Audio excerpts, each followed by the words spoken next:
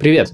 Классно записать и обработать вокал – это не совсем про дорогие микрофоны и плагины. Это про шкаф с одеждой и работу руками. Сегодня я расскажу 5 главных шагов обработки вокала и один критический шаг до них. Эдакое пошаговое руководство. Идешь по нему и получаешь результат. Без лишней теории и долгих курсов.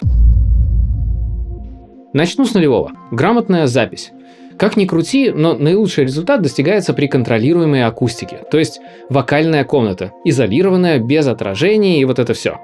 Если специализированное помещение отсутствует и нет даже мини-ширмы для записи голоса, можно воспользоваться тем, что есть под рукой.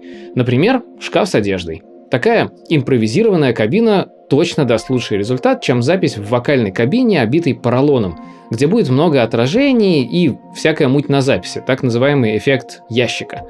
Дело в том, что поролоновые пирамидки глушат частоты в лучшем случае выше 1 кГц, а вся муть вокала она лежит ниже 600 Гц, где пирамидки вообще мало чего делают. Еще часто подобные вокальные комнаты обычно крохотные, там куча отражений ниже 600 Гц. А банальный шкаф с одеждой будет более широкополосным поглотителем. Там и одежда висит неравномерно, и сколько-то пространства между, а не поролон вплотную у стены. Короче, одни плюсы. Помню, когда пару десятков лет назад я начинал писать музыку и реально писал в спальне, bedroom producer, я ставил вокруг себя вешалки с одеждой. И даже писал вокал таким образом. Вроде отражения убирались, и естественные отражения были, и не было звука как из ящика. Дальше, сама запись. И тут все зависит от задач и проблем. Нужен эффект присутствия, рот вплотную к микрофону. Нужно более естественно, 15-30 см от микрофона. Плевки, смещаемся относительно оси микрофона или используем поп-фильтры. А вот если запись уже сделана и в ней слышны акустические проблемы, то это былинный провал. Конечно, есть плагины, которые помогают улучшить подобные записи, избавить их от реверберации и прочих недостатков, но пока идеально это сделать у них не получается. Запись все равно остается критическим моментом. Фарш невозможно провернуть назад. Важно писать с запасом по громкости. Нормальный – минус 12 dBFS. По поводу микрофона. Я лично не считаю, что выбор микрофона – это прям очень важный нюанс при записи вокала. Сильно важнее сам вокалист и условия записи. Остальное можно подтянуть обработкой. Если уж на то пошло, знаю целые выпущенные песни, записанные на микрофон ноутбука. Что еще обязательно хочу упомянуть – пишите даблы. Не меньше 4 штук.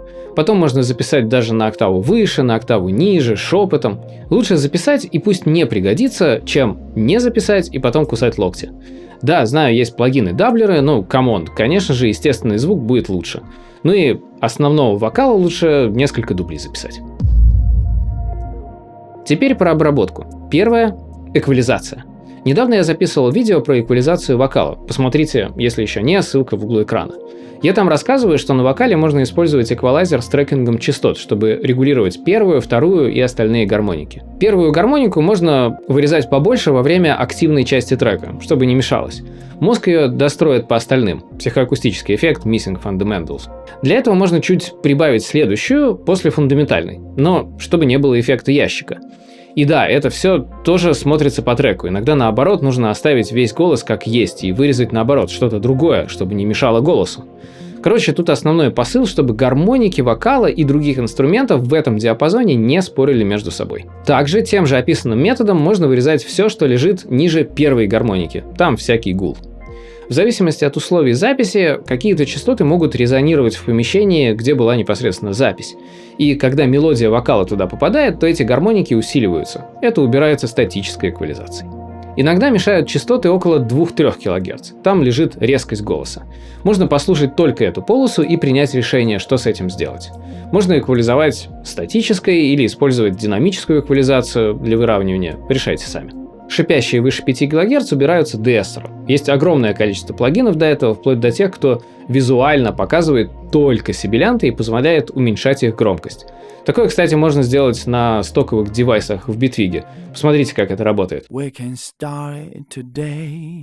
Вот здесь голос, а вот тут отдельно все эски. Разберу это в одном из будущих видео.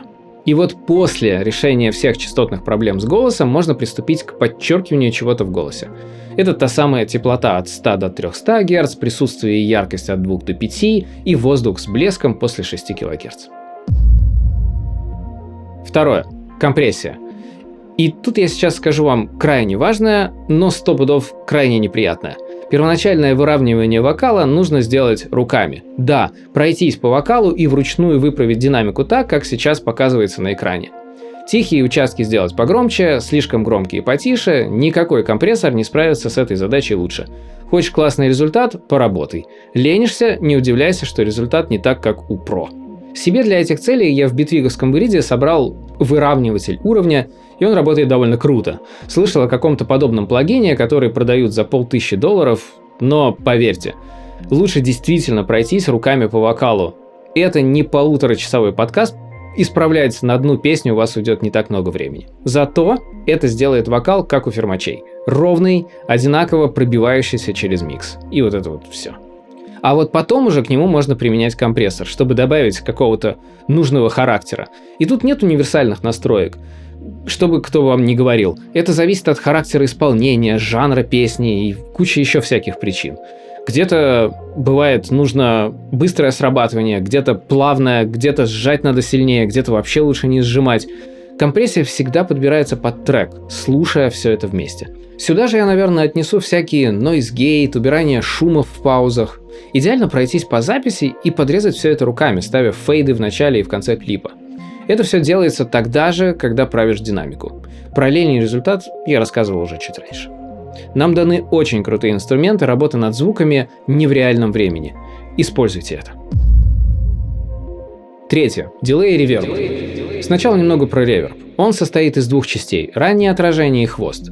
Раннее отражение, early reflections, это первые звуковые волны, которые отражаются от поверхности помещения, стен, потолка, пола и достигают слушателя после прямого звука. Они представляют информацию о размере и форме вот этого пространства, а также о расположении источника звука в нем. Параметр предварительной задержки, преддилей в реверберации, имитирует время, необходимое для возникновения вот этих первых отражений, что тоже влияет на восприятие размера помещения и разделение между прямым звуком и хвостом реверберации. А уже дальше это комнаты, холлы, залы и прочие варианты. И вот дилей по восприятию – это что-то типа ранних отражений. Все это подбирается на вкус и под трек, и тоже нет идеальных настроек, но есть какие-то универсальные советы. Первое – не переусердствовать с громкостью хвостов. Реверберации не должно быть много.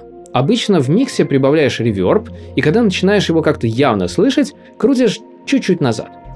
Как говорилось в моем любимом анекдоте, веками проверенный способ. Второе. Чтобы хвост не мешал вокалу, можно его сайдчейнить от самого вокала. Чтобы хвост реверберации не мешал и другим инструментам, можно его сайдчейнить от других инструментов тоже. В некоторых ревербераторах встроен параметр ducking. Это как раз оно. Такое же, кстати, встречается в дилеях. А можно делать спектральный сайдчейн. SUS, DSEQ, Spacecraft и прочие плагины тут очень даже, кстати, пригодятся. Третье. Вырезайте низ из хвоста реверберации. Это можно делать прямо внутри плагина или после него. А можно внутрь реверберации отправлять уже вокал без низа. Короче, вариантов много. Но много низа в хвосте реверберации придает мутность, грязь и вообще зашумляет микс. Кстати, много верха тоже, потому что начинают подчеркиваться все сибилянты, и обычно это никому не нужно. С дилеями то же самое. Фильтруем низ. Верх по вкусу. Переходим к четвертому пункту – автоматизация. И их я разделю на две. Первая – автоматизация на голосе. В разных частях трека может быть разная громкость. В куплете одна, в припеве чуть погромче. И, кстати, это можно решить не автоматизацией, а второй дорожкой. На первой все куплеты, а на второй припевы. И вторая чуть погромче. Лично мне так удобнее не запариваться с автоматизациями. Иногда даблы подслаиваются только в определенных местах. По-разному. И тут тоже может помочь автоматизация сбалансировать громкости. До времен работы в давках было понятие fader riding, типа наездник на ручке громкости. Все делали вручную.